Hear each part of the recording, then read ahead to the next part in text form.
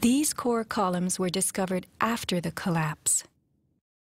The angled cut occurs in exactly the manner that shaped charges slice through steel beams to control the way they fall. Notice the hardened, once liquid metal. Was thermite used with the shaped charge? The job of the shaped charge is to cut steel H-beams.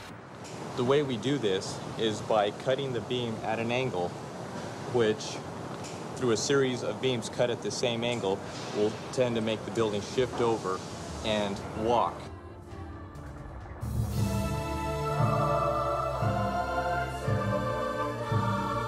Let's look carefully at the collapse itself.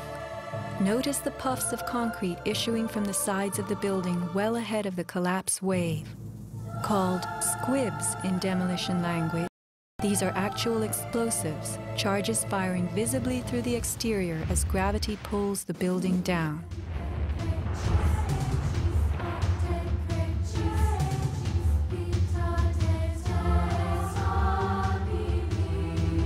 Here are more.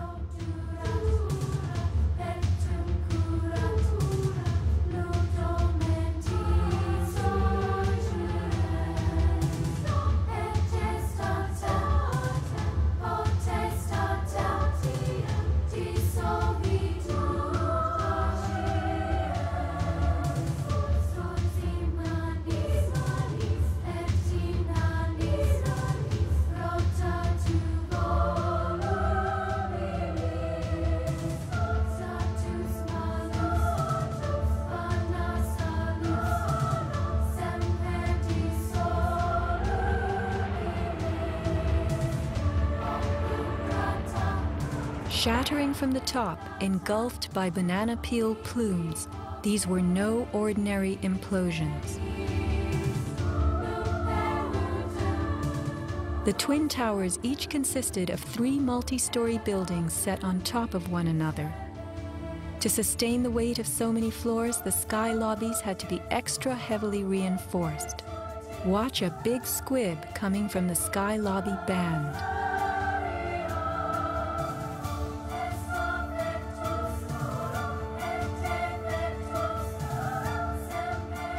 The art of controlled demolition.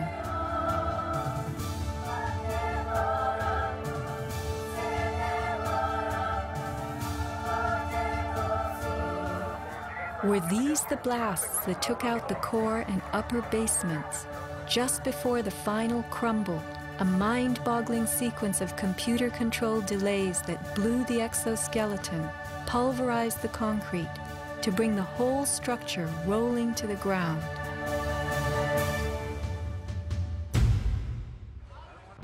A 47-story skyscraper, Building 7 folded neatly in 6.5 seconds. A textbook descent right into its footprint. Was it the hub for the 9/11 plan?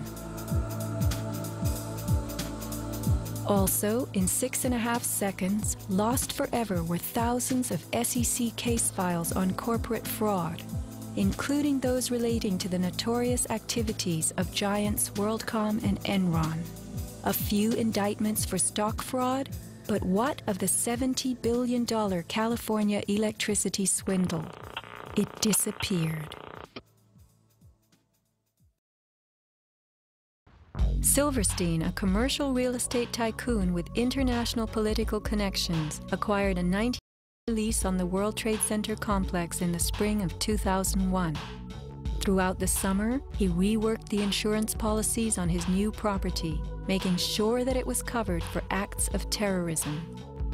Explicit in the lease agreement was Silverstein's right to rebuild the complex if it were destroyed.